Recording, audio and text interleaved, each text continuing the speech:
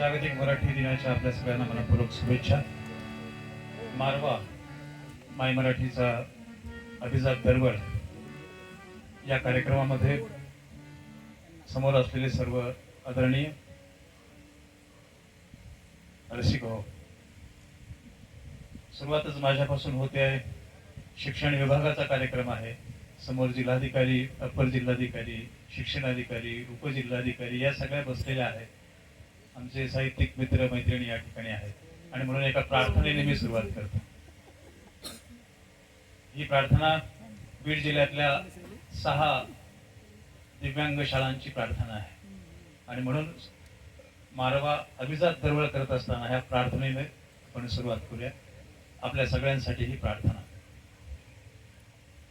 बळ उडाया दे रे सूर्य हाती यावा, बळ उडाया दे रे सूर्य हाती यावा, उजेड सारा नेईन मी अंधारल्या गावा, बळ उडाया दे रे सूर्य हाती यावा, रंग सारे एक होती अशी पताका दे रे हाती, रंग सारे एक होती अशी पताका दे रे हाती, गंध फिरावा वारावरती श्वास मोकळा व्हावा,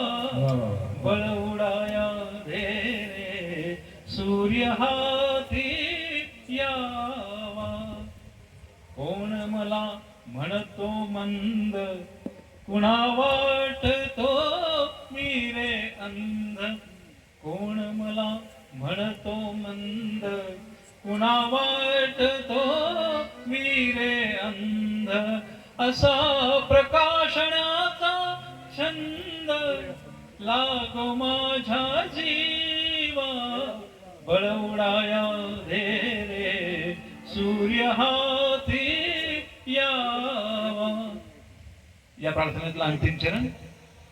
जमेल तैसे नाचूया रे, खूप सारे वाचूया रे, जमेल तैसे नाचूया रे, खूप सारे वाचूया रे, भवसागर हा पार करण्या मिळो गतीच्या नावा, बळ उडाया दे रे सूर्य हाती यावा, उजेड सारा नेईन मी अंधारल्या गावा, बळ उडाया दे सूर्य हाती यावा. मगापासून स्वतःकडे असं म्हणत होते की हे विज्ञान शिक्षक आहेत. तृप्तीचा आग्रह होता की तुम्ही विज्ञान शिक्षक म्हणून एक छोटी विज्ञान कविता आपल्या समोर ठेवतो. फक्त अल्पाक्षरातली मुलांची कविता. मुलांनी कितीही पाणी घ्यावं आणि वर वर देत राहावं असं पानांना वाटतच असतं. मुलांनी कितीही पाणी घ्यावं आणि वर वर देत राहावं असं पानांना वाटतच असतं. पण सावली पानांचीच आहे असं म्हणून भल्या माणसांनी मुलांना दुखवायचं नसतं. पण सावली पानांचीच आहे असं म्हणून भल्या माणसांनी मुलांना दुखवायचं नसतं. दुसरा तुकडा. मुळं भूगर्भातील रसाचं शोषण करतात. मुळं भूगर्भातील रसाचं शोषण करतात.